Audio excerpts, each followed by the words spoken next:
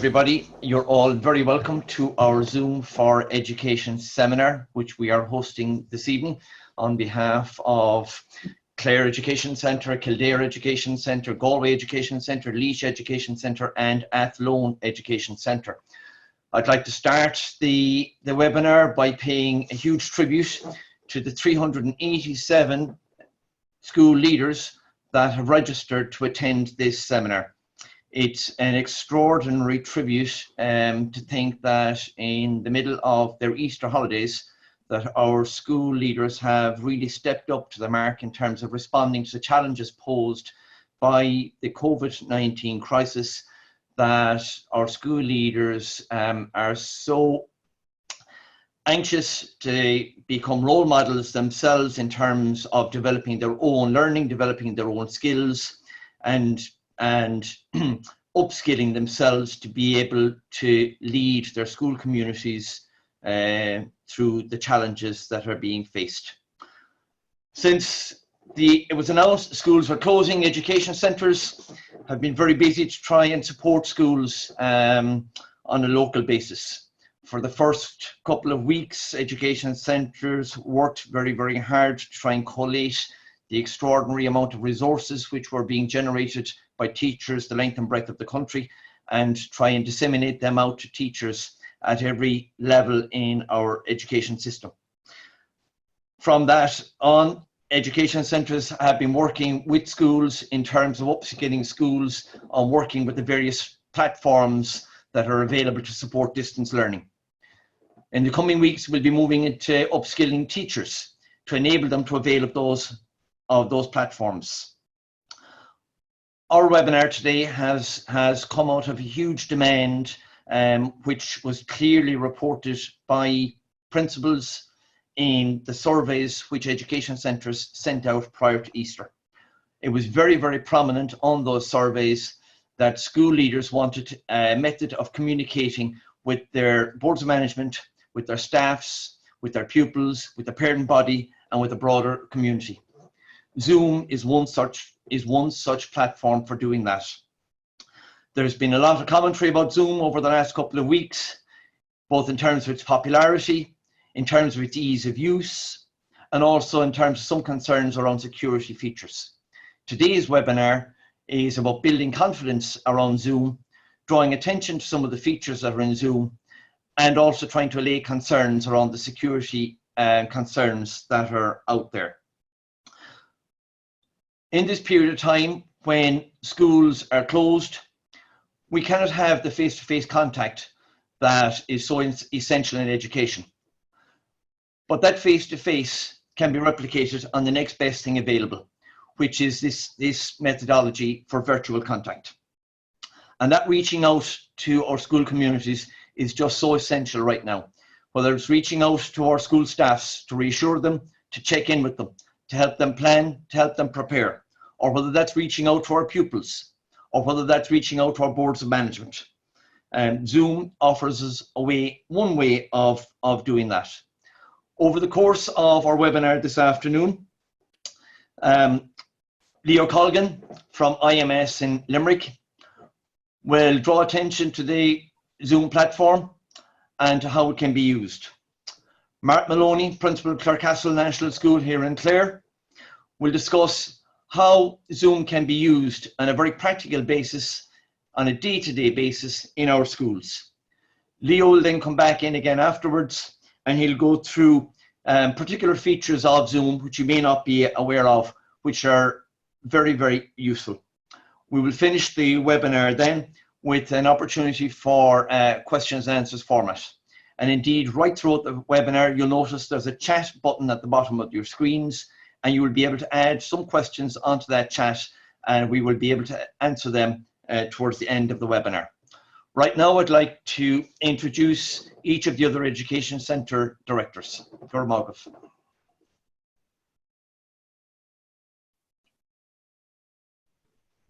Hello, my name is Carmel Burns. I'm the director here in Galway Education Centre, and I'd like to welcome you all to this presentation today. We attended another one earlier in the week with a number of education centres, and it was very, very well received and very, very practical. and something that I suppose teachers, the feedback was that how easy it was to put in use, to put into practice from a leadership point of view, and also at family. So very much looking forward to this session again and to working on this with the teachers in Galway. Thank you.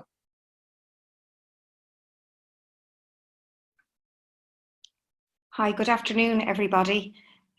Great to see so many of you here joining us for this afternoon's webinar. My name is Stephanie Keating and I'm Director of Athlone Education Centre. And just to endorse everything that Ray has said, fantastic to see the commitment of school leaders. At the best of times, it's challenging to lead your schools. We know that firsthand, but particularly so in these unprecedented times. Just to reassure you all again that we as directors of Athlone, of all education centres with our teams, we're here to support you, and this is just one of the many ways in collaboration with IMS that we can support you through this particular resource using Zoom to connect with your school communities. Thank you.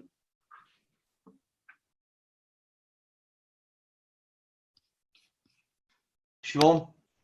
Good afternoon, everyone, and you're all very welcome, particularly to those in Kildare, West Wicklow and East Offaly. And I won't add much to it, only just that I have found Zoom to be really handy, particularly with parents that we can't go and visit and that, aside from all the school things. So it's great for connections, and hopefully that today will allay some of your fears around using it. Thank you. Hi everybody, I'm Catherine Doolan from Laois Education Centre. Again, to welcome you all, particularly our own schools. Can't say I'm delighted to see you, but delighted to know that you're here. And I suppose from our point of view, again, it's great to be able to offer something to schools. It's one of the many things that we're trying to organise in these unprecedented times. But thank you to IMS and to the other education centres, our neighbours here. We've worked together to do this, to try and bring it to you as quickly as possible. And I hope you find it useful. Thanks. So now I'd like to introduce you to Leo Colgan of Integrated Media Solutions, IMS, who has been very, very prominent in introducing Zoom to us. Thanks, Leo. Thank you very much, Ray, and thank you, ladies. Pleasure to be here, and a very warm welcome to you all. It's great numbers to have in attendance on a Friday afternoon in the middle of the Easter holidays, so much appreciated. Following the welcome and introductions, what I'm going to look at is just to explain for all those of you who haven't used Zoom what Zoom is and the basic use and features, and we're going to allay some concerns. Just a little bit of housekeeping, during the presentation we're going to run some polls just to get some data from the audience. So we're going to start with the poll just to check how many of you have used Zoom before. So you should see a poll question come up now. So if you can vote away there, that will give us a good idea of your usage of Zoom. That's great, so that'll poll away. Okay, so I'm going to talk about, in the first part of the presentation, it's going to be two parts. The first part of the presentation really is to look at what Zoom is and how it's come to prominence, and I guess to allay your fears around the security issues, because there's been some press in relation to Zoom, and I'm sure you've been bombarded with all different opinions about all different platforms in the last couple of weeks, and it can be quite confusing. So I want to just outline exactly where Zoom is. Following that then, Martin has kindly offered to give his perspective from a primary school principal perspective, and that will be very interesting. And then following that, I will show you just how you can use Zoom, how easy it is to use in terms of an education setting. We then will have time, we've allotted a time at the end for Q&A. As Martin pointed out, you can ask questions during the presentation. If you click on the Q&A button at the bottom of your screen and type away, we have people that will answer questions as we're going through. And then at the end, when you click raise hand, we'll invite you up and we'll unmute your microphone and you can ask questions, and we'll field questions like that. So the panelists today, we're representing quite a number of the regions, and again, thank you very much for your time and the time in organising this. And myself and Martin will be the main speakers. We'll invite back the panelists then at the end, and they will be part of the panel for the Q&A. So IMS, I guess you're wondering who are IMS and why are we here?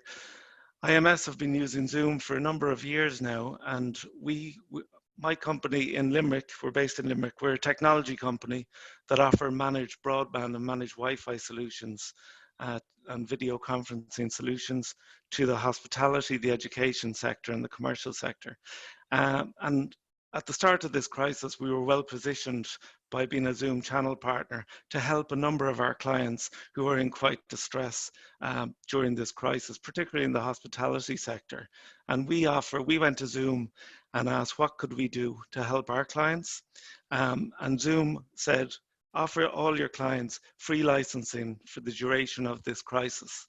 So that's what we did. And during that campaign, at the very start of the crisis, a number of schools reached out to us and we engaged, and we went back to Zoom and said, this actually is where we can really help people in the education setting.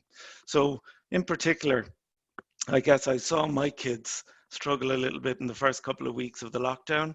They're in a secondary school in Limerick, and the secondary school there were using Teams. And I saw a little bit of a struggle with Teams. Even though Teams is very good, it does lack on the audio and video side of things. So what I'm going to show you today is how you can integrate as well with Teams. So we're going to demonstrate the potential of Zoom. We're going to show how to set up Zoom securely and then enable people to avail of the Zoom offer. So to allay your fears, we're not looking for anything off you guys. We're just looking to help. And to that end, it's free licenses for all schools and all teachers for 6 months. That should see us through this crisis, and hopefully we'll be back in classrooms in September. So what we will do is we will set up every school with Zoom and the Zoom licenses they need. We will show in webinars how to teach your teachers how to record lessons and send to students through other platforms such as Aladdin, Seesaw, Google, all those other G Suite, all those other platforms. We'll show teachers how to integrate Zoom with Teams, if you're already using Teams, and Google Classroom. And we'll show your teachers how to use Zoom to teach live lessons. So what is Zoom? I can see from the poll results that quite a number of you, 73% of the audience, have used Zoom before, 27% haven't. So what Zoom is, it's essentially a meeting tool. So what we're going to look at is the basic features, how to sign up, how to get started, how to schedule a meeting, and how to share content.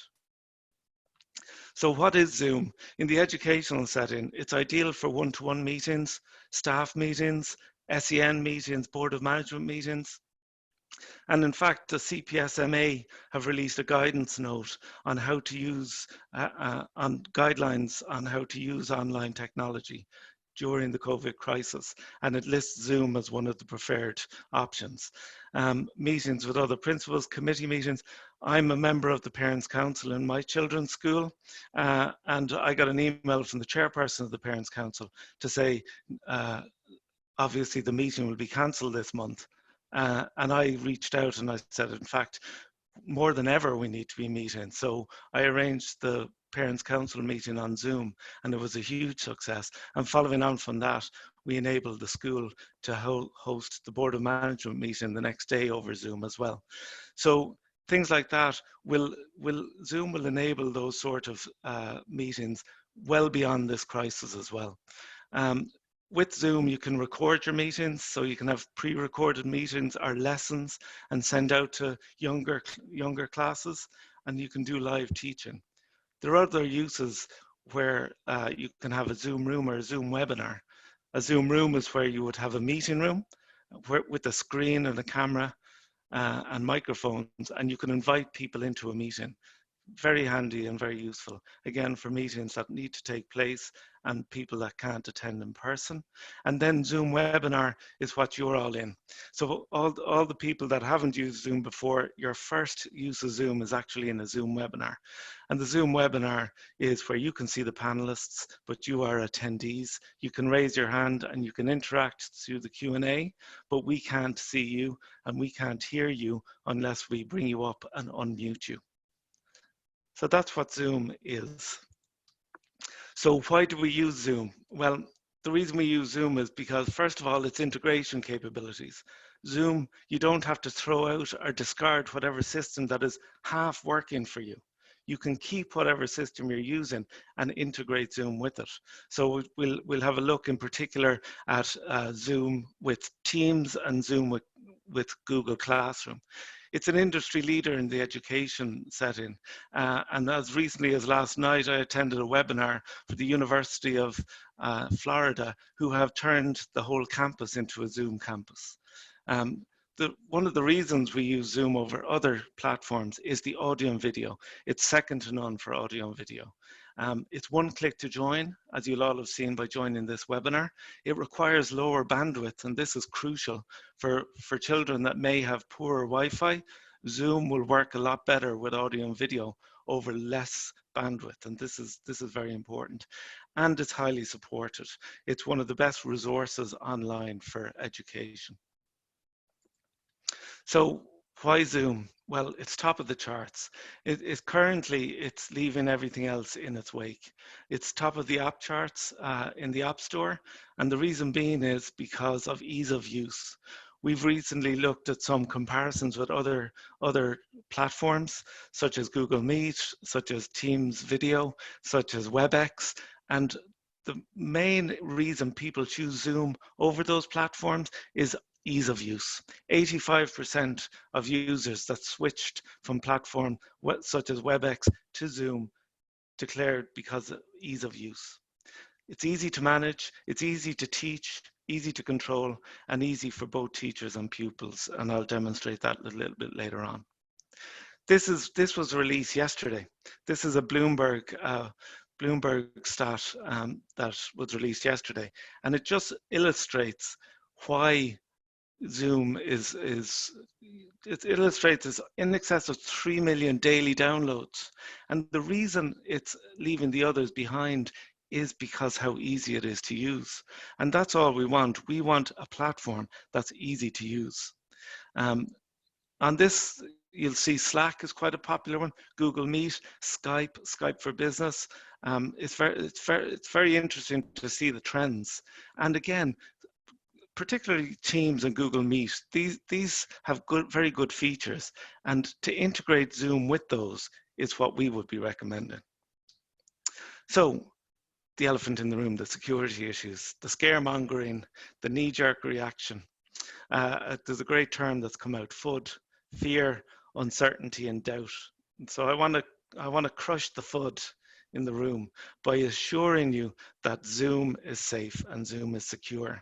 Just to put it in context, Zoom has grown from 10 million users to in excess of 200 million users in the space of 3 months. Up to this current crisis, Zoom was used in an environment where security was done at a group level in companies. So it didn't take into account that there'll be everyday users having parties, everyday users having birthdays, everyday users having guitar lessons. It didn't take this into account up until this crisis. So therefore, some of the things, the security features, they didn't have turned on by default. So just to put it into context, in the whole of 2019, Zoom added 1.19 million users.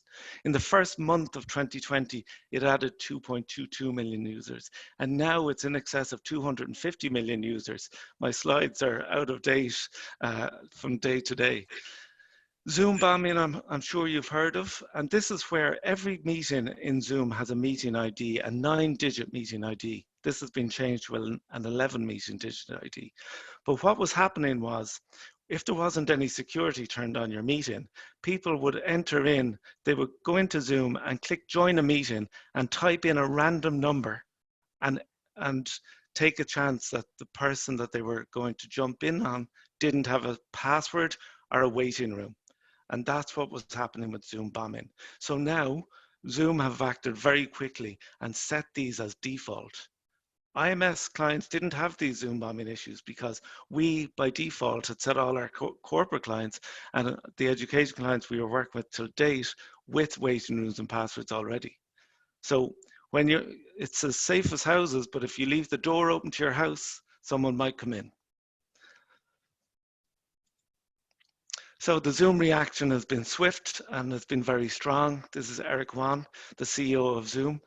Eric Wan, formerly of WebEx, interestingly enough, he came from WebEx to start Zoom because the people at Cisco wouldn't listen to his ideas. So he wanted to make Zoom everything WebEx wasn't.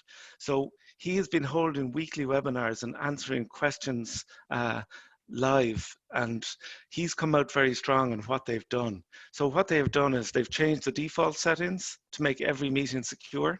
They've changed the basic features within the meeting. I'll demonstrate those shortly. They've made the meeting ID invisible.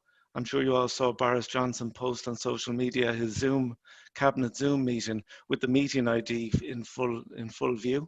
So he's Boris Johnson proofed all your meetings, and they've added an additional security icon in the main meeting window. They've even gone as far as publishing a white paper on security, which you'll find in Zoom on the Zoom website. So the reaction has been swift. They've gone a step further in terms of the GDPR and particularly around the education piece. So on March 29th, they updated their general privacy policy to be more clear and transparent about what they do with data, how they collect it, how it's used. They explicitly clarified that they don't use data, they've never sold data, and they have no intention of using or selling users' data going forward.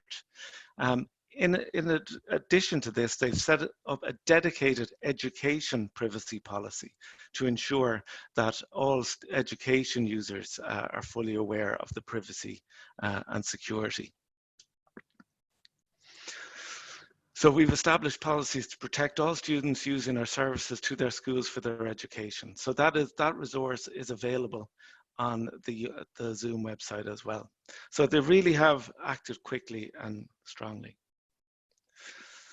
The other thing, apart from the security issue, when we look at the new features in the Zoom meeting, the other item I wanted to address and allay your fears as well is whether to use Zoom exclusively or whether to use it with other things. So I'm very aware that a lot of you have invested time and resource into such things as Microsoft Teams and Google Classroom, Aladdin and Seesaw, all these platforms. Well, the good news is we're not suggesting that you throw those out. We're not suggesting you throw the baby out with the bathwater here. What we're saying is use Zoom for what it's best for, and that is for live interaction with your students. Use Teams for what it's best for, and that is collaboration, classwork, assignments, things like that, assigning coursework and sharing files. So what we're saying is Zoom or Teams, we're saying to use both. Zoom have gone to the extent where they've actually added a plugin for Teams. So internally in IMS, we use Teams for our internal collaboration, but we use Zoom for our meetings. Simple as, because it is the best for audio and video. It is the easiest way to see everyone on the screen. It's the easiest way to collaborate in a live environment. So we have got all our staff to add the Zoom plugin, and it's very easy to add to your Teams. And now I can see my Teams screen, or my Zoom screen in my Teams, and I can work from within Teams. So it's very, very integratable. Zoom or Google Classrooms. Again, there's a couple of very good resources as to say Zoom or Google, what's the difference between Zoom and Google Meet and Zoom. What we're saying is incorporate Zoom into your G Suite or into your Google Classroom platform that you're already using. So use both, and you can easily do this in Google Classroom by just adding in Zoom links into your platform. So I hope that's allayed some of your fears around the security and also around systems that you're already using that you don't want to get rid of. So for those of you who haven't used Zoom before, getting started with Zoom is very, very easy. You just download it from the Zoom website when you're using a PC or a laptop. And this is what it will look like when you download it. And it's very easy, easy to navigate screen. The key things here are being able to schedule a meeting, join an existing meeting, start an instant new meeting, and share your screen if you're in a Zoom room. Getting started with your devices, again, very simple. You go to the App Store, you can download it and click Get, and that's it. I already have it, so that's why it says Open instead of Get. And then it will download, and you can download that on your iPad, iPhone, Android, tablet, any portable device, and you're ready to get Zoom in. So on your device, this is what it will look like. And again, the familiar 4 buttons, these are the main things. And this is what it will look like on your, this is my Apple iPhone, and that's what it looks like. So you're up and running with Zoom. So it's that easy. And with Zoom, you can work anywhere with anyone on any device. You can start or join a video meeting on the go. It even has a situation where you can start a Zoom meeting on the phone when you're driving, and it will go into mute, automatic mute and screen off mode, and it will sit and you can be part of the meeting. You can share your content on any device and from any device as well. Again, we're talking really about the ease of use of Zoom and how it makes it easy to join and schedule meetings. So this is scheduling meetings. So when you click on the schedule button, now with the default, up will come require meeting password is ticked automatically. And when you put in a password here, it will be the same password every time you schedule a meeting. So you can change it each time or just leave it as your standard password. And then depending on what platform you're using, if you're using Microsoft, you can schedule in Outlook. If you're using Google, schedule it in Google or whatever other calendar you're using. So in this case, it's my virtual coffee for a half an hour on Tuesday. That's meeting password required, and Outlook is the way I'm going to schedule. When I click schedule, then it comes up, it jumps into my Outlook window, and this is what my 2 guests will see. Click on this link, and this is the password. Quite simple. So when they get that email, they open the email, they just click on the link and enter the password that's listed. When starting a meeting then, once I have it scheduled, it's in my schedule, I click on that and click on start at the time to go. It's that easy. So this is me in a meeting on my own. So this is the Zoom main window. You might recognize, if you have used Zoom up until now, you might recognize a couple of different things to my screen window than yours, and namely that's security and the breakout rooms. And that's because security wasn't there until the last couple of weeks when Zoom have added it as a new feature. And the breakout rooms is something you can turn on. And I have it on because I want to show you how to use it, because it probably is the main differentiator between Zoom and the other platforms to teach. So in the meeting, after Martin has spoken and about his experience, I'll go through how to set up a classroom, control the meeting, muting, video, audio controls, all that sort of stuff. But I just want to show you the changes. The security menu has been added front and center. And then also the removal of the meeting ID from view. So in the top left-hand corner, you can no longer see the meeting ID. You can only see the Zoom. And this is just to stop any screenshots of your meeting ID or your personal ID. So the added menu is actually taking features that were in the settings and just bringing them out to prominence, so that it makes, these were the things that teachers mostly were most concerned about, allowing participants to share their screen. They didn't want that, or at least they wanted the ability to turn it on or off. Allowing participants to chat, again, they wanted the ability to mute and unmute. And they wanted to rename themselves, whether students could rename funny names and things like that. So these are the sort of controls that Zoom have taken on board and brought out front and center. You can also lock a meeting, which is very good. It's different to the waiting room, and I'll talk about the waiting room shortly. But the lock meeting is when everyone's in and you're happy that no one else is needed, just click lock meeting and away you go. It's an added security feature.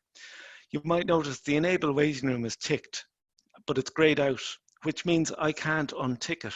And the reason I can't untick that is because at group company level, IMS has decided to enforce that as a security feature across all the accounts. So when we show you how to set your school up with your account, we'll be recommending enable waiting room, where students are put into a waiting room until the teacher is ready to admit them. Okay. It's just worth pointing out again, to reiterate, all these features were there. It's just they were in settings and they're now out front and center. So in addition to that, you have when you click on manage participants, this is where you'll find some of those settings I was talking about. Lock meeting, enable waiting room. But you also have additional features such as mute participants on entry, which is a very good one. You don't want 30 kids clambering into a classroom and the noise of the dog barking in the background and the chitter chatter. So you can have this turned on as default so that everyone is quiet, and then you can unmute should you wish. Allow participants to unmute themselves. Yes or no. Allow participants to rename themselves, yes or no. And one that I like and I always have on is play the enter and exit chime, because when let's say someone is late and they're in the meeting room, when they enter the meeting room, you'll get a little chime in your ear that'll say someone's in the meeting room, and I like that feature.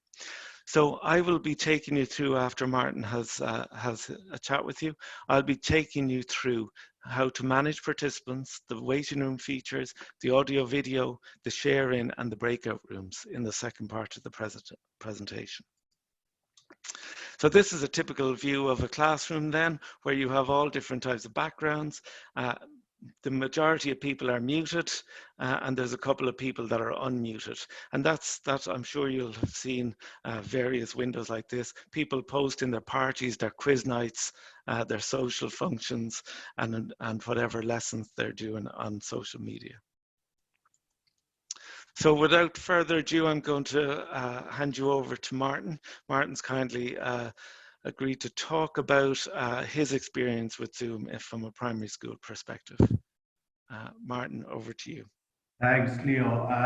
Dave Galere, the one word that keeps ringing in my head after Leo's talk there is easy, and I can certainly identify with that. I'm a digital migrant.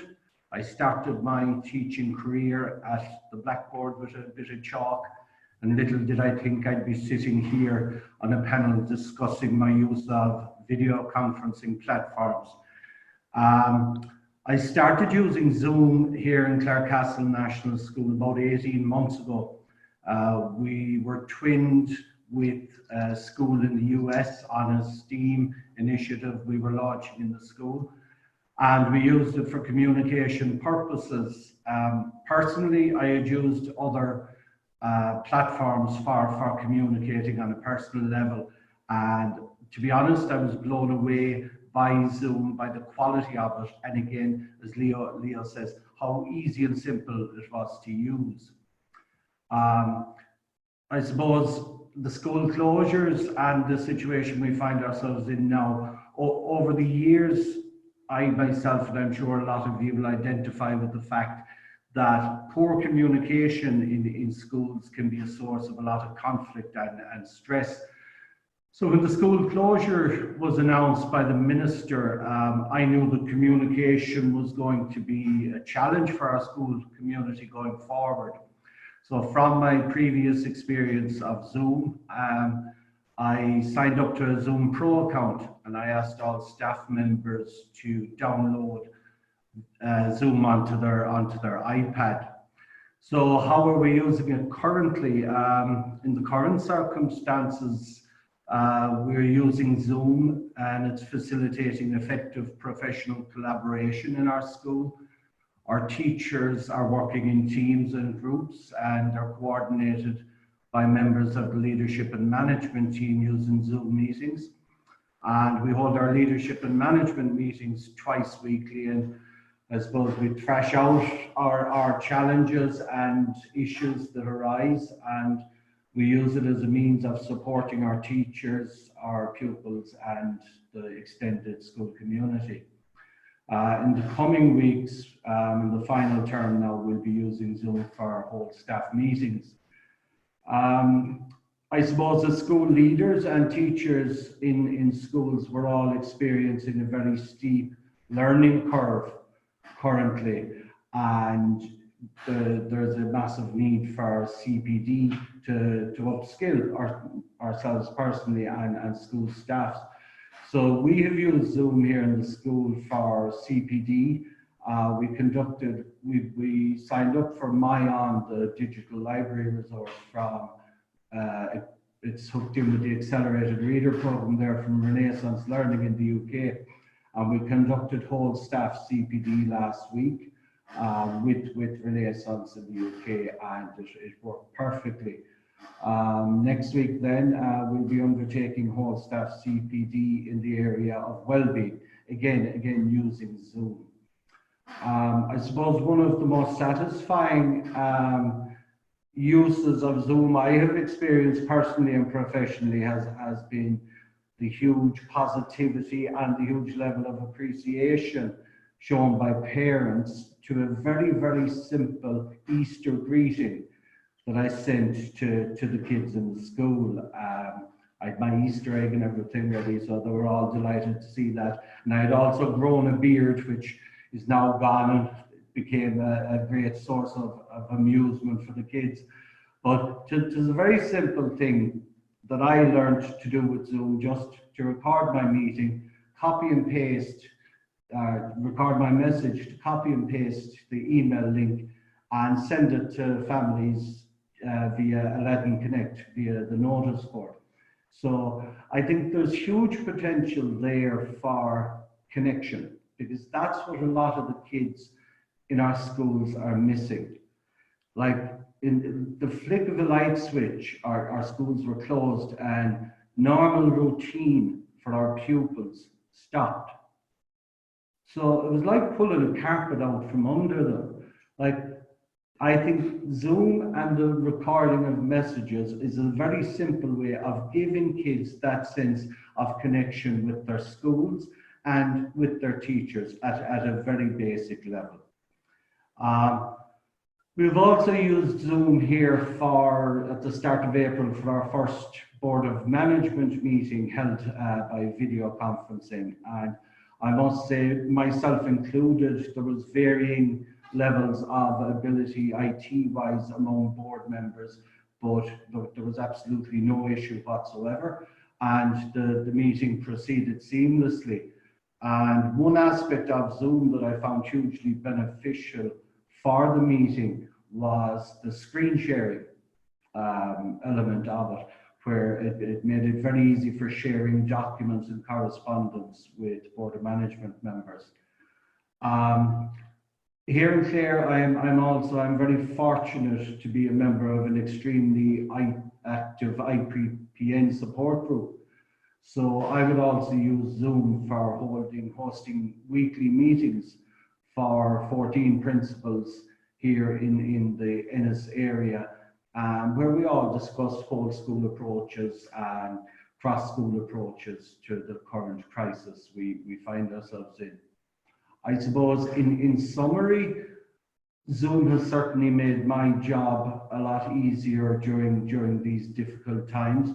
And as a school principal and a leader of learning in my school, I would see massive potential for the use of Zoom with our current other platforms we use for teaching and learning and communication throughout the school.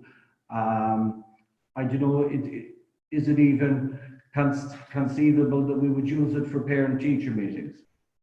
You know, we have to start thinking outside the box, because the reality that we had known has changed, and certainly Zoom will influence the way we teach and learn here in Clare National School going forward. Okay. But that's great, Martin. Thank you very much. I hope you all enjoyed that as much as I did. It's great from our perspective in IMS. It's great to have someone who, with the education background, to emphasize what we think of Zoom as well. So what I'm going to do now, I'm just going to run a poll following on from the first part of the presentation. We're just going to fire up a poll around the security. So Shane, if you can fire that poll for us. And while you guys are all voting, we're going to start looking at Zoom as a teaching tool. So Zoom as a teaching tool, I guess what we're going to do is we're going to look through the various controls that you can have and how they are best used in a teaching environment. So you have the mute, the stop video, the stop and start video that you all know about. We've looked at the security issue already. The manage participants really is where you're going to manage your attendees and your students. The chat, we'll have a look at that. The share screen, we'll demonstrate how that works best. The record button, you just press record. And it's important to know that when you're a pro license user, which you will be following this webinar, for free for 6 months, you can record all your lessons to the cloud. The breakout rooms, this is where I'm going to demonstrate the breakout rooms, how you can put kids into different rooms within the one meeting, and the reactions is just a nice little happy face and some clapping. So let's dive right in. So before we go any further, just to, again, a couple of teachers have said, well, more than a couple of teachers said to me, what about if they see my house? I'm not really comfortable seeing surroundings. You can apply a virtual background, and you will find a virtual background beside your stop video. Or if you have your video turned on, it will say stop video, and there's a little arrow beside it, and you can click on your choose virtual background, and that's where you go to upload a background. If you have a blank wall behind you, preferably green, actually, a green screen is the best for having a virtual background. But if you have a clear blank wall behind you, it generally works okay. As you can see, Ray and Martin have nice backgrounds on. I'm in my office. Siobhan has a nice background as well. So, and those guys don't have green screens. They're just in front of nice clear walls. So when you're setting up a classroom, the important thing here is how to use the waiting room. So the waiting room will be on by default. And when you set up a meeting, you start your meeting, you're in on your own. And what will happen is the people will accumulate in the waiting room on the right-hand side. So when you're managing your participants, you can see who's in the waiting room. So this is a typical meeting where there's 4 of us in here and we have 2 people in the waiting room. So the nice thing about this is that you can choose to admit all, or you can choose to admit one at a time, or you can actually put people back into the waiting room. So it's very useful if you're just finalizing something before admitting some other people in. So you can admit all. So let's say there's 20 people in the waiting room, then you're ready to go, then you click on admit all and everyone comes in. Again, muting the participants on entry will make sure that there's no noise as they come into the room. So the waiting room is probably one of the features that distinguishes Zoom from other platforms as well. The audio controls, probably the first thing that everyone asks, can you mute people? Yes, you can. So you can mute, when you're the host, you can mute everyone by one click of a button, and you can unmute everyone by one click of a button. Again, this is unique to this platform. In the first example, you'll see here that everyone is muted except me, the host. The second example, everyone is unmuted. And the third example is a mixture of mute and unmute. In the video controls then, so what you're seeing when you let people into your meeting, you have, by default, they'll have their video on. You can change that. Maybe you'd like to change that in a primary school setting to have, by default, their videos off. And you can set that in your settings. That's no problem. So when you have a meeting up and running, and in this case, we have Shane Dinage with his video off. If you want to see their video, you can right-click in their participant's name and click Ask to Start Video, and they will get this message, Start my video. So it's good, particularly, I like to have the video on, and it just makes sure that, again, added securities, particularly in a corporate environment or a board of management meeting, that it is the person that's meant to be in and not anyone else. So again, the host has full function. The host, being the teacher, has full function. Everyone else are just participants. So the host controls the chat function as well. And if you notice, there's a chat option at the bottom of every window when you're in a meeting, and you can decide whether you give everyone permission to talk in the chat, or it's a place where you just give some one-to-one instruction. It's a good place for Q&A within a classroom setting. And in this example, you can see poor Shane Dinage is getting it all today. I'm talking specifically just to Shane rather than everyone in the meeting. And you can tick a number of these people and speak to 3 or 4 people in particular. The chat controls then, you can have a few things here that might be of interest as well, where you can actually make sure that the participant can chat only with the host, so that they're not all in private chat on the side. You can change it so that everyone can chat publicly and everyone can chat publicly and privately. So very useful controls for controlling a classroom environment. So this is a typical of what you'd see when everyone has their camera on, but most people are muted. And when you have a classroom environment, the breakout room really is, I think, is the best thing about Zoom in terms of a teaching tool. No other platform has this. Google Meet, Microsoft Teams, Cisco WebEx, any of those platforms, Slack, none of them have it. And it's where you can assign kids into a number of rooms, and they're called breakout rooms. It's an excellent teaching tool. You can assign on a pro license up to 20 breakout rooms. In this case here, you could assign, let's say we had 30 participants into 6 rooms, and you would have 6 rooms of 5 kids. And most importantly, the teacher can move from room to room, and only the teacher can move from room to room. The teacher can move the participants from room to room. The teacher can broadcast messages to all the rooms. The teacher can set automatic timer for all to rejoin the main group, the main session. So it really is an excellent tool. Some lovely features here where you can actually, rather than timing it yourself, breakout rooms, tick the box to show that breakout rooms close automatically after, let's say, 10 minutes. So guys, work on a problem for 10 minutes, you're in groups of 5, automatically after 10 minutes, a sign will come up to say that it'll give you a countdown, and you can set that countdown timer. So let's say 60 seconds. So the countdown will kick in after, in this case, 30 minutes, and it will say this room will close in 60 seconds and you'll rejoin the main session. So this really is an excellent tool for teaching. So this is the typical meeting that I might hold. I have several people in here, and I have a mix of video on, video off. One of the guys has, when he has his video off, he has a picture of the County Limerick landscape, and we have a comedian up in the right-hand corner. We can turn off the setting that allows students to share a virtual background as well, and that's quite important, so you don't have any fun and games. And then the right hand side, then I have full control of here. I see the participants in the right hand side, and I have my chat window open in the right hand side as well. So what you can also do, a further few things. In this case, I have pinned me as the main video and put everyone else up in a gallery view, so that there's as little distraction as possible, so that when I'm talking or I'm presenting, they see me in full view.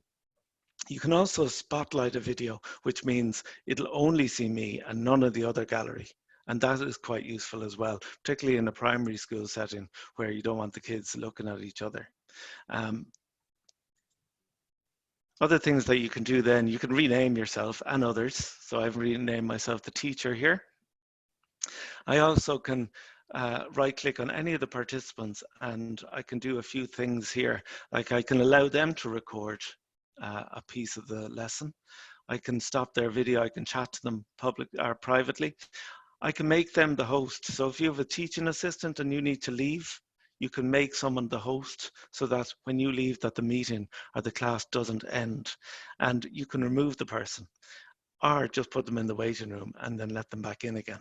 So there's got some great controls, and again, really easy to use. Right click on someone's video and away you go. So the screen sharing, I guess, is probably one of the main features. The screen sharing really is excellent in Zoom. From this, you can see this is a typical window. When I click share screen on my meeting, I get to see I operate with 2 screens at my desk. So I get to see screen 1 or screen 2, which I can share, which I generally as a rule don't, because you will have pop-up windows. And what you don't see during my presentation is little pop-up windows saying you have a mail from such and such, and you've got a message from someone else, and you've got a Teams message from someone else, which I'm trying not to let me be distracted by, but you're not seeing them. If I shared screen, you'd see things like that pop up. So it's very, very important that you share just your window. So in this case, I clicked share screen and I had the PowerPoint presentation ready to go, and I just chose that as a window.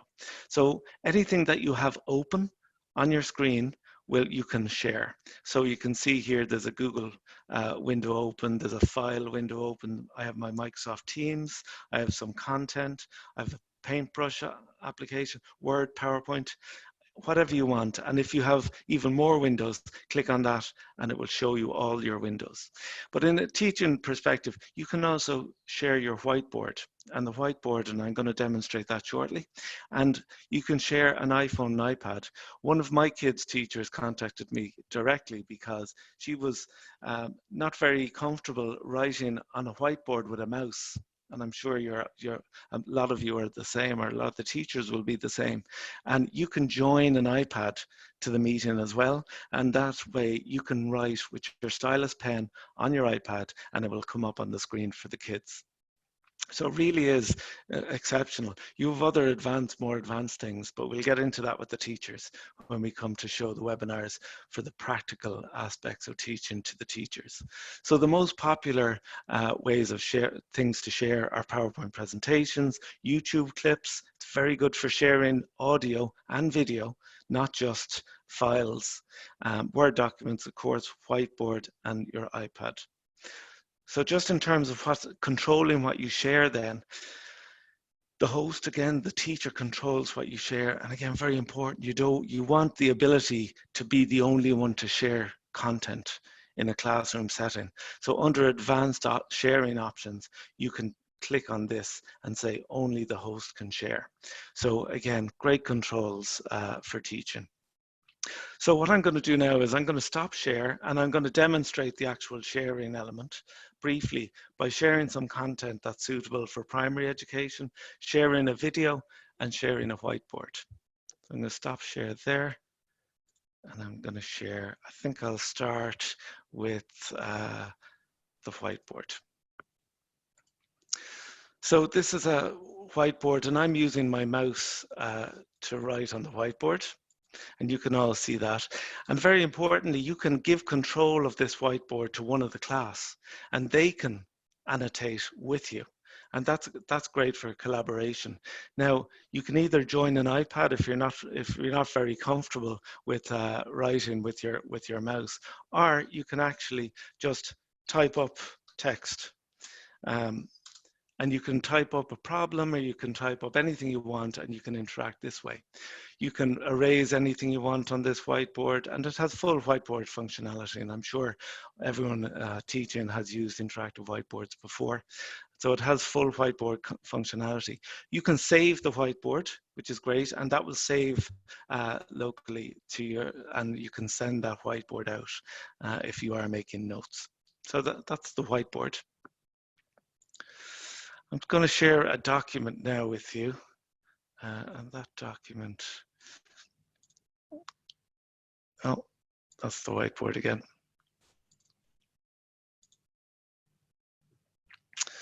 Let me see now. I don't have it open. Give me 1 second.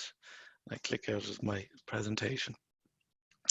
So ideally, you would have all your things that you were sharing up and ready to share in various windows. And I'm going to share my screen here. And this is some, one of the primary school educators kindly donated me some slides of what they might actually show. So this is an example of some content for primary schools. This is just done in a PowerPoint presentation. And just as a wee illustration as to how it can be used. Bringing me back to my long division days. So very easy to use, very clear. All lessons can be pre-done in PowerPoint slides and shared with the kids. Great. So I'm going to show you a couple more things. That's it there.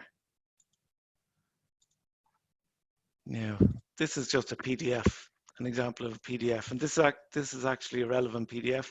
It's the CPSMA guidance note in relation to teleconference and video conferencing for board of management meetings. So you can bring up any document you want and you can scroll through those documents, and it's very, very easy to do.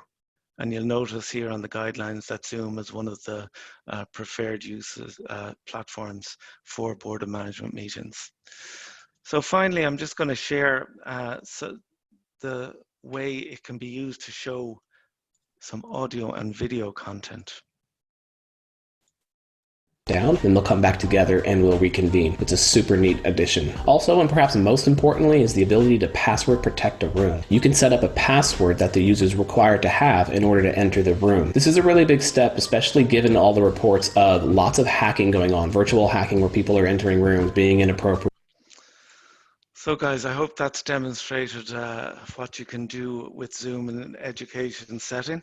What we're going to do now is we're going to hand you over. Shane is going to come up, my colleague in IMS is going to come up onto the panel, and he's going to moderate the Q&A for us. And I know there's a lot of Q&A in the background going on. So what I would like to do is invite you all now to raise your hands. If anyone has a question in the audience, click on the raise hand button and we'll bring you up and you can ask your question. Okay, no problem. I'm just, we've got Patricia Hennessy, I think, has raised her hand. We might see if we can get Patricia up now. So, Patricia, can you hear us there? Or maybe I might just bring on. No, she's, she had raised her hand before you had asked. So maybe I'm just wondering, has she raised her hand as a test? So let me bring up Alison at the moment. And hey, Alison, can you hear us? You probably just need to unmute there. I'll unmute you. Right. There you go, Alison. Can you hear us? Very welcome. Yes, thank you.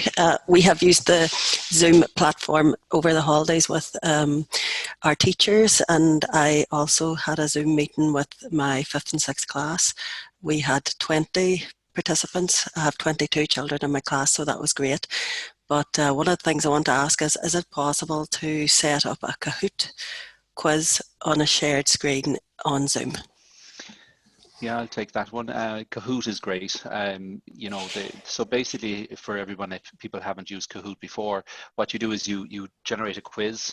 You have all of your multi-choice questions. There's quite a lot of advanced quizzes, various different drop-down menus. You design all of that first, and then what you can do is that you can share it as a Zoom video or as a Zoom screen, and your audience who are connecting into that through the Zoom meeting would use their mobile phones and will visit kahoot.it and type in the PIN number that is displayed on the shared Zoom screen. I hope you're following this, right? And basically participate. Yeah. You can participate on the Kahoot event. So you basically have all your audience that can be remote, and you've got these amazing multiple choice quiz.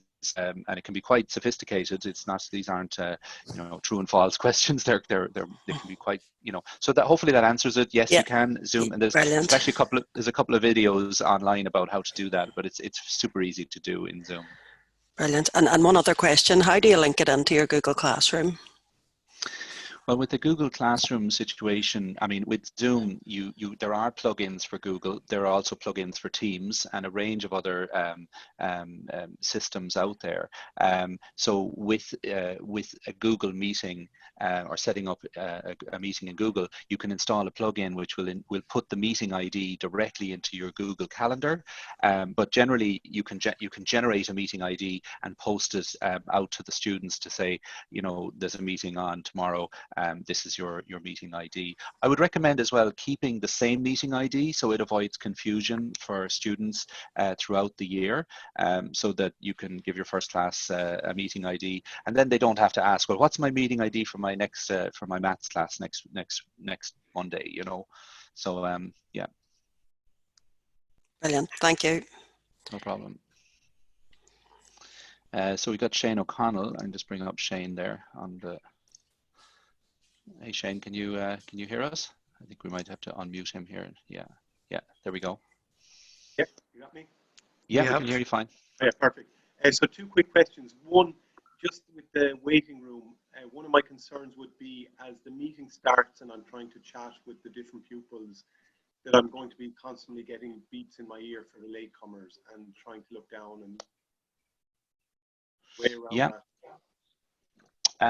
The best way to deal with that is when you're bringing the students in from the meeting room, or when the students are enrolling into the meeting, what you can do is set that they're automatically mute their microphones on joining the meeting. So once that's ticked as to automatically mute, you get this perfect silence as everybody comes in, and as well as that, you can tick a box that says do not allow them to unmute themselves, and the host can control that. So it depends on the classroom. Shane, I actually think that the question was about being distracted by people waiting, and forgetting people are waiting in the waiting room, or being interrupted. So in that case, Shane, what you can do is, if all the students are registered through the school, you can allow registered users bypass the waiting room. And we'll be looking at that in the more detail of the teacher webinars.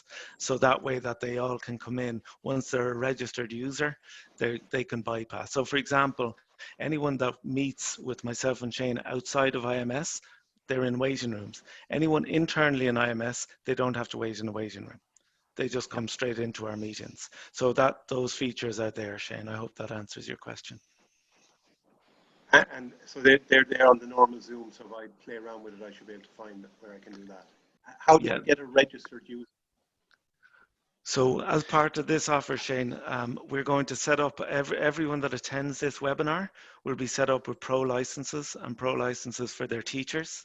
And on those pro licenses, we'll be then taking everyone through how to set up their defaults. Ideally, you set it up at school level, so that you have different levels of user, and that's where you do it. So it's just the internet is full with stories about 500, 500,000 users, credentials being sold by hackers in relation to Zoom. What is that in relation? Yeah, I might take that. So this is not unusual on the internet, okay? So for example, Facebook, there would be hundreds of millions of passwords being sold in hacker sites on the dark web on Facebook, for example. It goes on all the time. The reason it's getting attention with Zoom is because Zoom is is prominent front and center right now as something that is vital to everybody working from home. How passwords get leaked out is that generally people would use the same password on lots of their applications, and then a malware get installed, those passwords are extracted, and then those passwords are sold. And what they do then is they will test those passwords against various platforms such as Zoom, and then would sell the ones that work and say, here you go, we've tested 100 million passwords, we've got 5 million or 10 million that actually work, and then they try and sell them. So this is what's going on. So I'd highly recommend that everybody, irrespective of Zoom, uses some sort of a password vault, stores all their passwords, and have a different password for every single thing that you use, and just keep one good password in your head, which is for your password vault. And in that way, it's not a Zoom issue. This is something where Facebook, Instagram, Twitter, they're all out there. Good password hygiene fixes that. Hopefully that answers it, Shane. Yeah, it does. Thanks a million. If you could let me know where I get a password fault, I'd be... LastPass, I like that one. It's quite good. There's a couple there, just if you bang it into Google, but LastPass is pretty good. It's free. You know, I keep all my passwords in there, and you just remember one password, which is a load off your mind too when you have to think about lots of different passwords, you know. So we got Peter Roach just as well. Hi Peter, can you hear us? Yeah, I can hear you fine. I had a quick question about the large meeting function. Running assemblies over Zoom, obviously maxed out at 100 participants. In the large meeting function, is that free with the Pro license? And if so, can you have all the screens of whatever 150 or 160 participants kind of on video at the same time? Or? Yeah, okay, so Zoom has it does have a large meeting add-on, right? Where if you're going beyond 100 users on a video on a meeting, you can buy this extra add-on, and it will allow you to have a larger volume of meetings or participants. The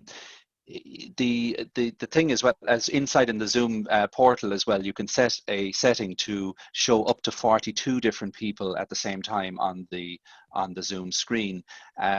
So I suppose, you know, if for webinar technology, what we're using right now, if you're looking at larger scale, webinar can take it up to 10,000 users, and you can of course stream live events out to YouTube and so forth to take it up even to larger numbers. But in the meeting side, you can buy extra capability on the standard Pro license, which gives you the larger meeting capability. Yes. Okay, and I have one more question, if that's all right. I bought a Pro license for myself just so I could do slightly longer assemblies and that kind of thing as well. And some of my teachers would already be registered with Zoom. Is that going to cause a problem now, getting this offer for all our staff and for managing my staff's accounts, if you know what I mean?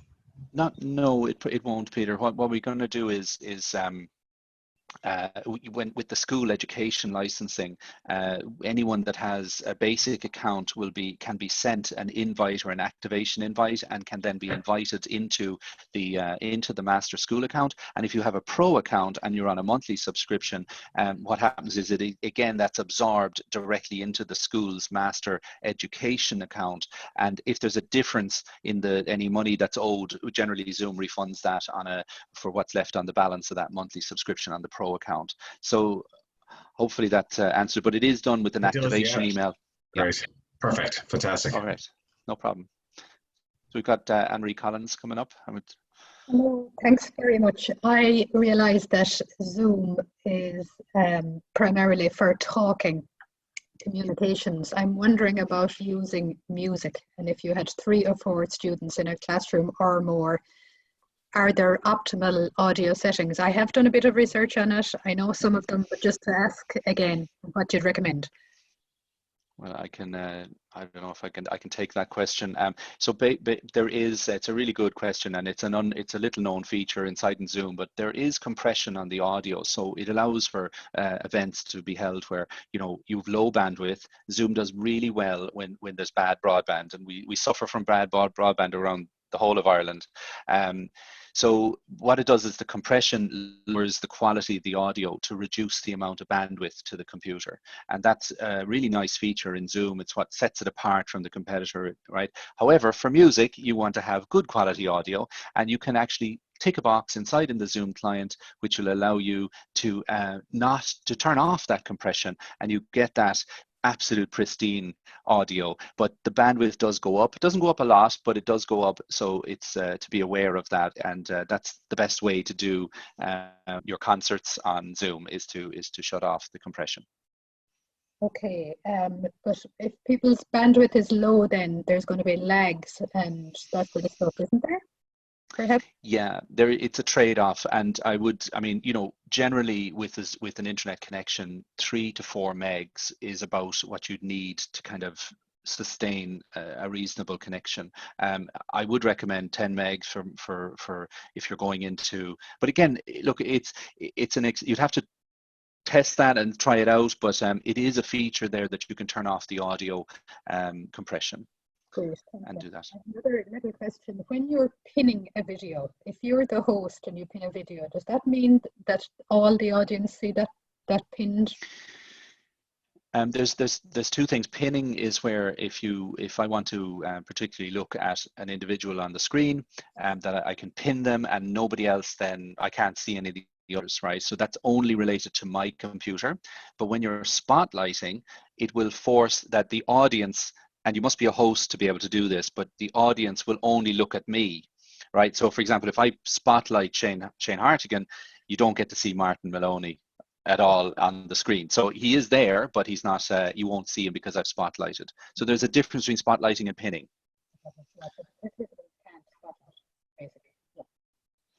Okay, there's another question then, Carmel. I had to put it in and you said you might answer it.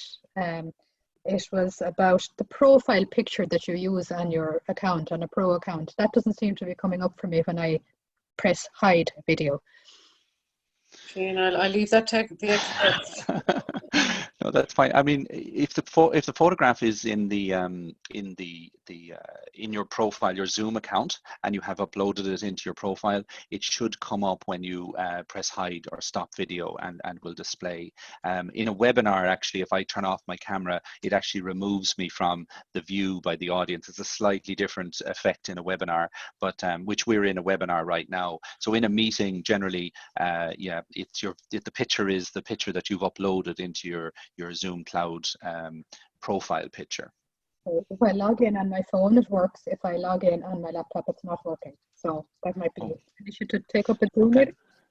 We'll I'll try and come back to you on it. I think it should work. So not at all. So we've got let's see, we've got Mairead, I think, there. Hi, Mairead. Hi there. This is in relation to the spotlight feature again, where when you're teaching something and you want the children to see you and you want to see all the children, but you don't want the children to see each other to prevent distraction.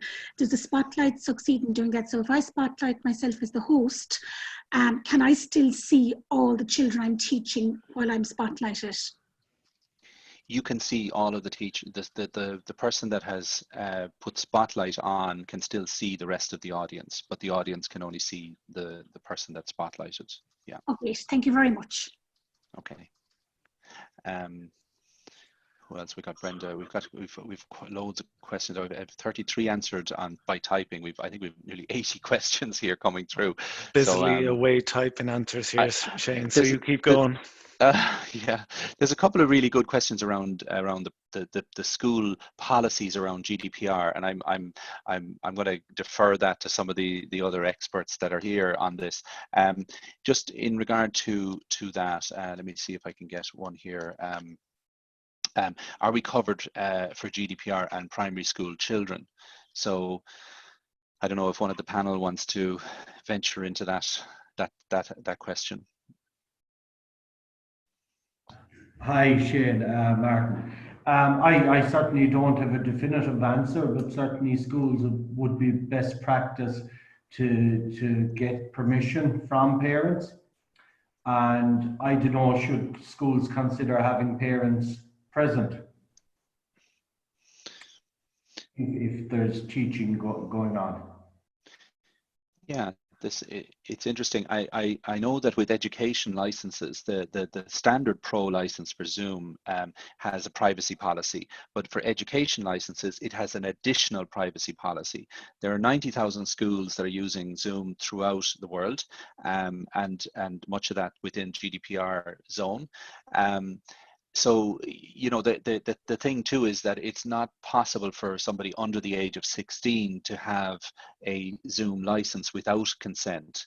It's part of Zoom's terms and conditions. Now, an education license allows, has the facility to give consent or to request consent on behalf of the individual. So again, this is a difference between an education license and a pro license.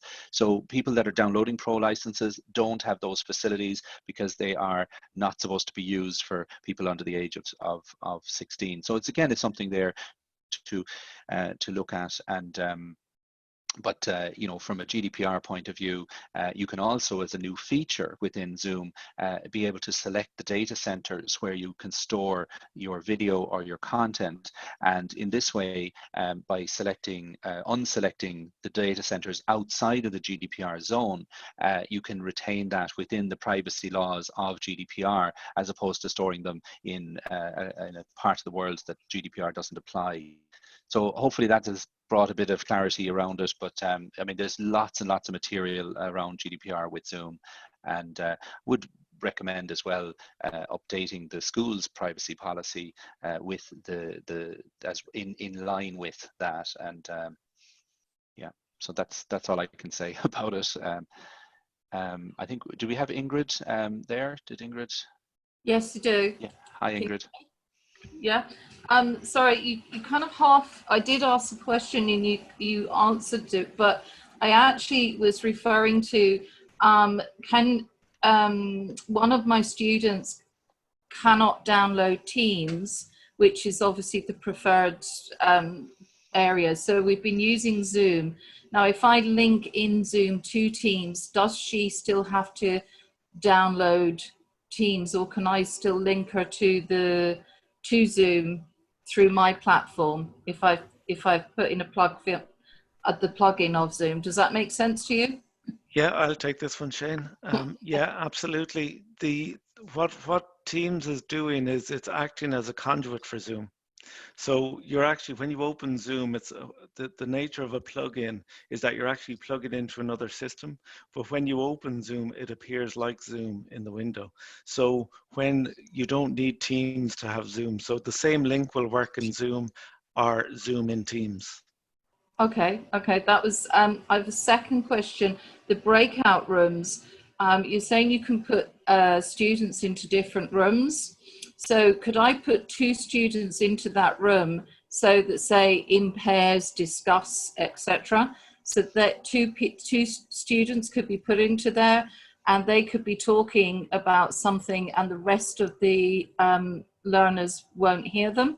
Yes, so there's 2 options when you're assigning breakout rooms. You can assign them automatically or manually. So in that case, what you would do is if you had 20 kids and you wanted 2 of them in a breakout room, you would click assign manually when you click on breakout rooms, and you would choose the participants to go into that breakout room. So you can have different numbers. You can have as few or as many people in each room as you want. Okay, and one last question. I actually set up Zoom myself, but I've set it up with my own personal email. Can I actually change that email to put it to my work email so it links to this? Yes, yes, you can. With the education license that we'd issue to the school, they would send an invite to. I'm sorry, Ingrid, I'm not sure if you're the principal or what role you're playing. Are you I'm a teacher? teacher. Right. Yeah. So the school would send an invite to your to your work email, and it would then pull your account across into the school's system, and that is where the security and all the settings that we talked about in the presentation is actually imposed at the school on the school's account. So you'd automatically be complying then as an education license. So you get an invite email to your work, and you click the link, and your account will migrate over. Okay, thank you very much. Okay. No Thank problem. you. So I think we've Elaine Foley there. I think Elaine is okay. She's on mute. Is she on mute? Okay. Oh no, she's unmuted. Yeah. Hi, Elaine. Hi, can you hear me? Yes, we can. Yeah, great. Hi. Firstly, just want to say thanks so much to all of you. It's been fantastic. My first question is about, we're a DEIS school, but I'm sure this is something that every school faces, in that it's great to have Zoom, but there's always going to be a small number of children that, through whether maybe a lack of literacy or a lack of support, are not able to access Zoom. And I suppose that fear of leaving these small number of children behind while you make great strides with everybody else. Just if anybody has any advice or opinions on that. we'll hand you over to one of the educators for that one. Ray, do you Yeah. want to take that one? I suppose, Elaine, I was just that going is something that schools have to work out, and certainly here in our own school community, we would have a percentage of families that certainly wouldn't have the skill set or the hardware to access Zoom. And that is something we'll just have to thrash out ourselves as a staff. I don't think when you're talking about the use of technology for a certain percentage of our school populations that there is a very easy answer. We were on a different webinar this morning, and that was raised by a couple of the other principals, and one of the principals had suggested that she was going to, I suppose, track who had not been engaging at any level throughout the classes in their school. It was a large school, and that they were going to then reach out in terms of either a phone call, you know, just to touch base with them and to link in with those families to see how best they could support them in another way. So that's I suppose just one of the ideas that they were coming up with. Yeah, okay, thank you. I just have one other question, and that's just regarding the breakout room. Do you think that could be used for differentiation?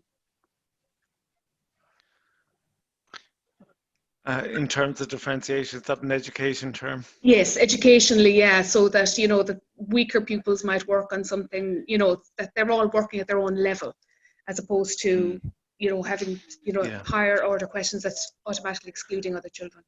Well, from a technical point of view, you can assign manually, so you can choose who you want to put into the breakout room. So that's possible for sure. It's also possible as well that the tutor or the teacher can visit the individual groups while they're in play.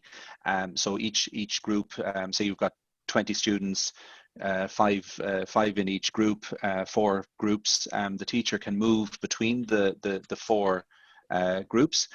They can also move students from group 1, for example, into group 2. So if you've got a very strong group and you'd like to blend the strengths and you know, push to maybe weaker groups, you can move the students amongst the breakout rooms and then, you know, recall them all back to the main classroom with obviously evidence of their discussions and their work, and that can then be can be discussed at the larger group level. So as well as that, the sharing capability can be removed or given to responsible students within that. So, you know, you breaking them out. I think we had a question on the previous webinar where people were put into a breakout group and then they were worried that what are they getting up to while I'm not in there, you know, and that's something that again, the security features of Zoom allow for you to remove that sharing capability. So yeah, breakout rooms are very powerful.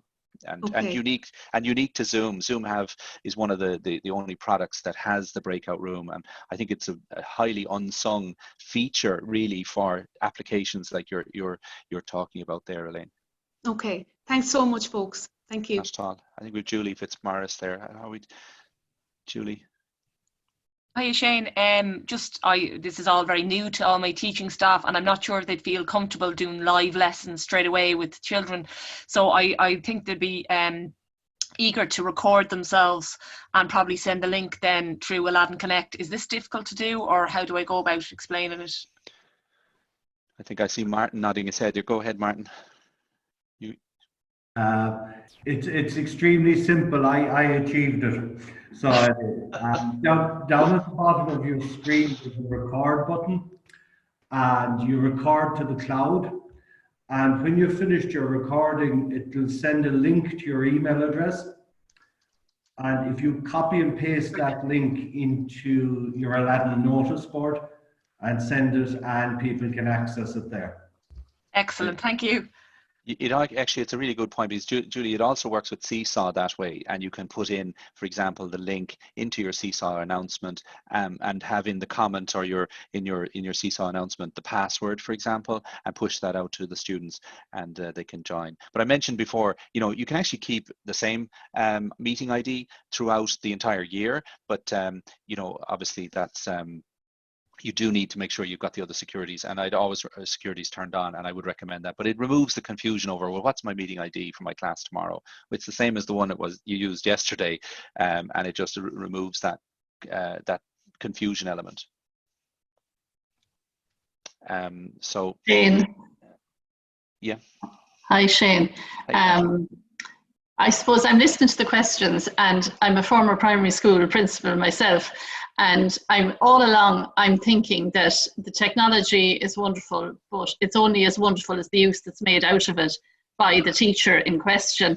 And particularly the question around the breakout rooms, I suppose that's no different in my mind to assigning children to a table in a classroom.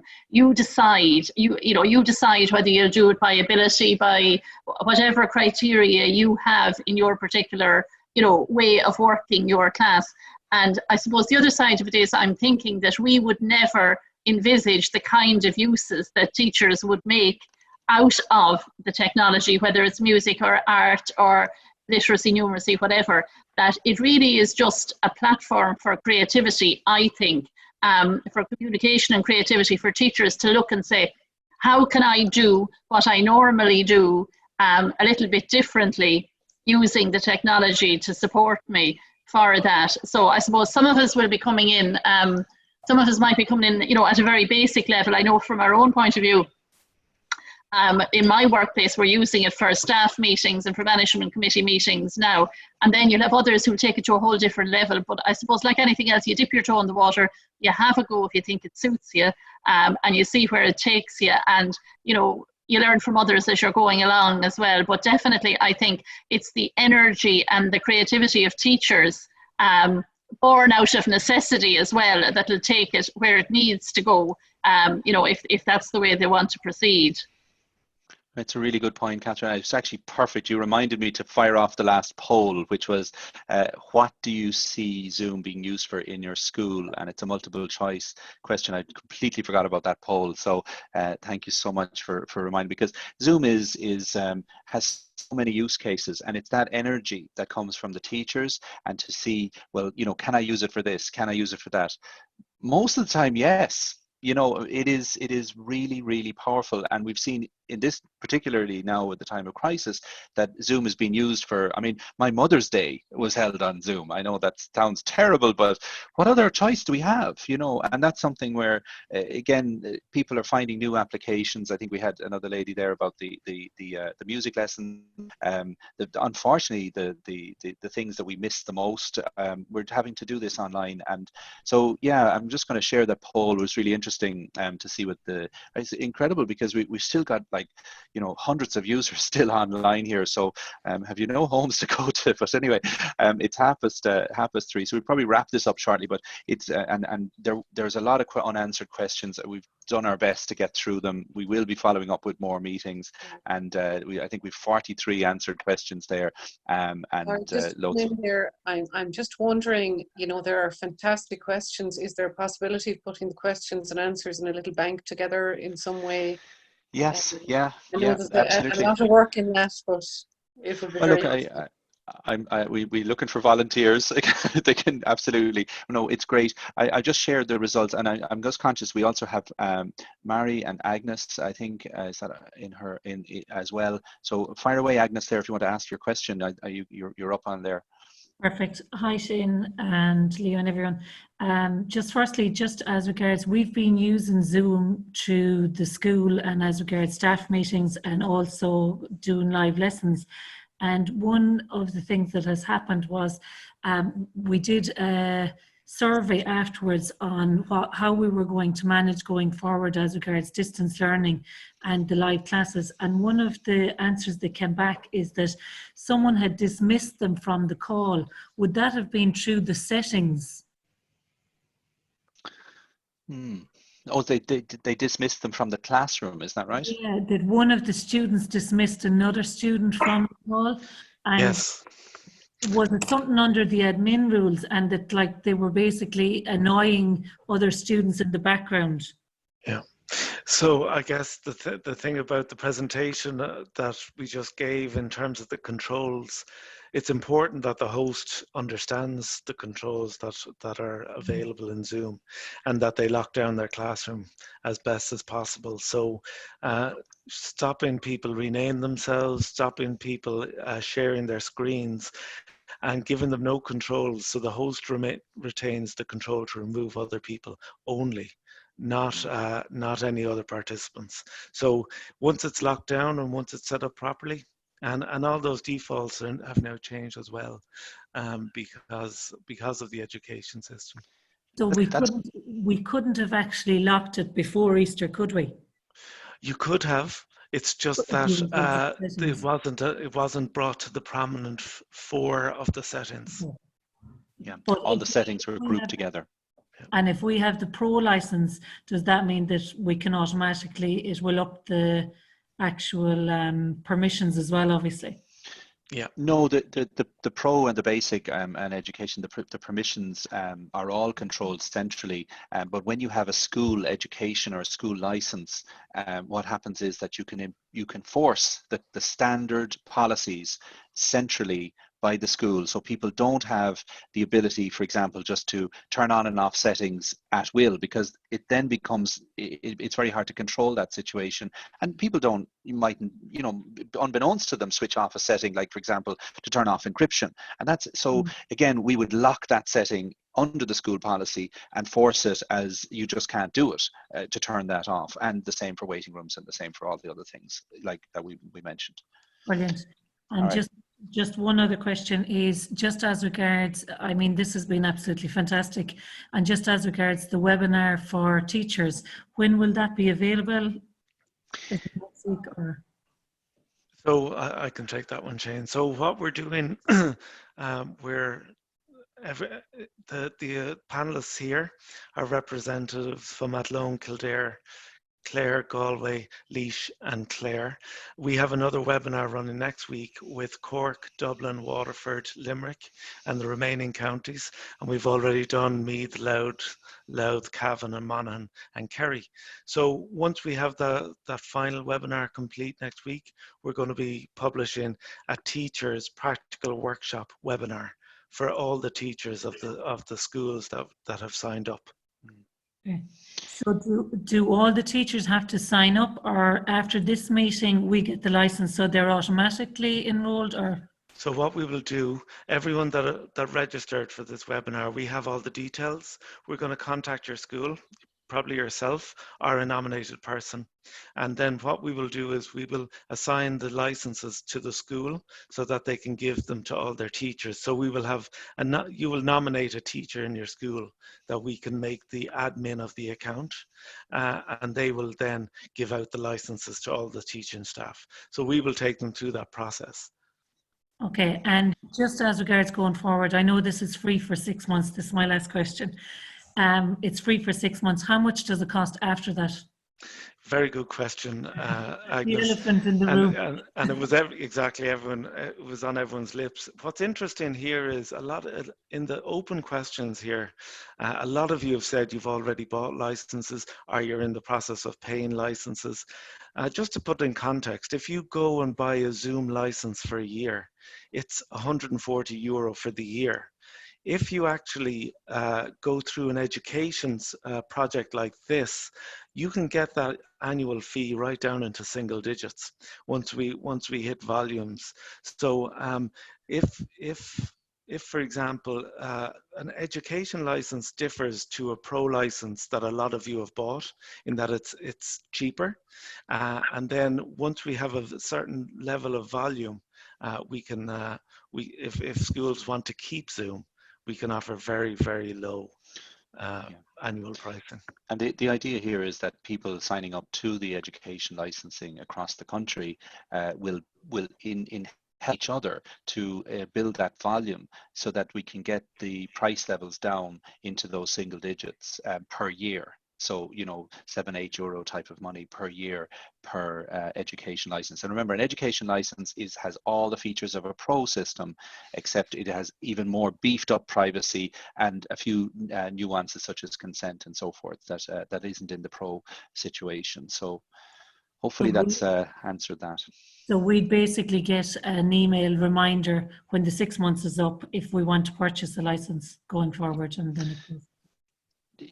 In effect, yeah, we're going to send out an update on the process and the steps as we over that period, and keeping informed. Because again, it's licenses are one thing. It's, are we using it? Are you getting, is it making a difference to you as a teacher? Are you getting the benefits from the product? You know, and all of those things are so important too. So we've a road of education to do with everybody, and it's great that everybody is using and trying it. You know, it was just interesting about the sharing those poll results, that 88% of the poll there is saying that staff meetings is where they'd like to start. You know, I think someone mentioned about recording classes rather than going to live classes and sending out recordings. Board of management meetings is second, 74%. I think third there is in-school management meetings, 66%. So none of that yet is teaching. That is just using it to communicate with each other, and that's a great place to start. And if you're getting the value at that, you know, this is the most important thing. It's the most important thing to us as well, in that you know, it is making a difference. I think we've just mentioned there that there's no obligation for schools to continue after the 6 months. So I think, you know, that they shouldn't be scared of trying it and seeing if it's of use to them. And then if it's going to be valuable going forward, they can consider the license then. That's right. I think we've just got maybe time for one more person. We've got Marie. I know there's four or five people with hands up still, and some more questions, but we might just we're just conscious of time. We've got 9 minutes over here. So Marie, or Mary, is that right? Can you hear us? You're waiting there. Yes, we can hear you. Okay, great. I'm Maura. How are you? Hi, Maura. Sorry, Maura. Listen, Agnes, actually, or the lady ahead of me, she just preempted a lot of what I was saying, or I'm going to ask about how you were going to roll it out. So we get an email and we send on the licenses to our staff. Is it important that they use the school Gmail that they have? It is, I suppose, for that. It's not necessary. It's not necessary. You know, so for example, with primary school kids, they may not have a primary school email address. So in that case, they would need an email address and possibly the parents' email. Again, there is a parents' pack that we will prepare for that. But no, it's not necessary to use that. However, there are, depending on the deployment of this, we may use local accounts, or if they are using, for example, Active Directory, if anybody knows what that is, or single sign-on technology, this is also a possibility to use. So I don't want to jumping too much, but it would mean that the existing email address they have with Gmail, for example, it would be Google that authenticates them on. So again, that's to be ironed out, but ultimately it improves the security, and it's one less username and password to worry about. But no, you don't need to use an official email address to be invited onto the school system. Okay, but for teachers, we'll say being in charge and hosting whatever, I suppose it would be best if they used their, you know, school Gmail really, as opposed to their private Gmail. Yes, yes, it is, and the inside in Zoom, you can select that only authenticated users can, for example, watch recorded video. So as long as the username and password is part of the school system, that's what you know will be checked before you're given access to recordings or being allowed enter and bypass the waiting room, for example, and other things. So it really is, it's from the main thing is that it's an email address that's registered in with the school system. But yes, I think it's as best practice, use the one that was the school's email. And the last thing you said there, you mentioned video, was can you have a setting whereby videos are not downloaded? I know a few of our teachers are, you know, if you do a recording and you send out a teaching lesson, and the children can watch it again, but it can't be downloaded to a PC or I don't know if that's possible. Well, you can set a watermark, for example, a watermark on the video as well, but also you can set it so that they are not able to download it, but they can view it. However, with a simple screen capture device, you'll be able to screenshot that off. So you know, but then again, if you've got content on the screen, someone can take out a smartphone and take a photograph of that. That isn't a Zoom issue. That's just an issue of, you know, that's I just the understand. world, you Yeah, know. yeah. That's grand. That's fine. That's it. And thank you. It was brilliant. Fantastic. Okay, Shane and Leo and everybody who has attended. I think I started out the meeting by paying tribute to the Teachers of Ireland, and I'm finding myself ending the webinar paying the same tribute to the Teachers of Ireland. It's Friday, and we're still in Easter holidays, and we're gone overtime on the webinar, and we still have 212 people logged on, which is just extraordinary. An extraordinary number of questions and answers. So just by way of a few final comments, this is recorded, and that recording will be available to people afterwards. There were some concerns in the Q&A that there was a lot of information, and people wanted more information on the breakout rooms, for example, or on setting up polls, for example. You will be able to go back and check all of that in the recording. The other thing that I'll say is that participants have extraordinary patience for new technology, and a lot more patience for sitting through Zoom meetings and Zoom classes than they may have in real time. And when you try out your first meetings, you will be amazed at how everybody listens, how everybody takes turns, and how everybody engages. And it showed in the polls there that people were willing to start with their board of management meetings and with the staff meetings. And I would encourage you strongly, build up your confidence, build up your competence, try it out. People will have patience, and you will be pleasantly surprised at how effective the Zoom platform actually is. It also brought to mind the fact that not so very long ago, all of us were involved in deciding on actions and deciding on goals for our digital learning strategies. And I think anything that we would have been looking at, even the most optimistic of us, those aspirations have been blown out of the water in the last couple of weeks. And we have embraced our technology and embraced digital learning in an extraordinary new way. And I think the next month or 6 weeks, we'll see extraordinary confidence in online teaching in all of our schools. I just want to refer back to two things that stood out for me earlier on. Leo mentioned the FUD. He spoke about the fear, he spoke about the uncertainty, and he spoke about the doubt.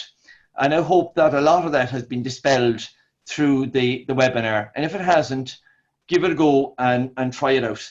And the second highlight for me was Martin mentioned connection. And this brings about huge connection for us. And in a time when we need connection with our families, we need connection with neighbours, we need connection with communities, and we need huge connection in our schools, this gives us a way of making those connections. I want to say thanks to everybody who facilitated the webinar. Thanks to everybody who logged in, who contributed questions, who offered opinions, and who listened in. I also want to say finally that if you have suggestions for any of our education centres by way of training, by way of webinars, by way of supports that we can offer, we are willing to listen and we are willing to engage in schools. We are really, really conscious right now that schools need support, and we want to provide whatever supports we possibly can. And at times we may not have the answers, but there are lots of online groups of teachers already meeting through Zoom and other platforms who will have those supports and who will have those resources and solutions for you. So unless anybody else has a final word. I would just mention that we have a feedback form at the end when the meeting is over, and we really appreciate you filling out the feedback form. It's only a couple of questions, but every time we've had a webinar, we've got some great comments from a wonderful audience that has suggested improvements and ways that we can deliver more on target webinars, and this is hugely valuable. So please spend 2 minutes just to fill out that, or a minute, 30 seconds to fill it out. It's only a couple of questions, and as I say, everybody in the future webinars will benefit from your comments. So that's all. And I say, it's from an IMS perspective, we're thrilled to be involved. It's been a great fun meeting everybody and getting involved in this, and we really hope that that this technology, we know this technology will deliver for you on every day. Okay. Thank you very much, everybody, Thank for you. your attention. Thank you.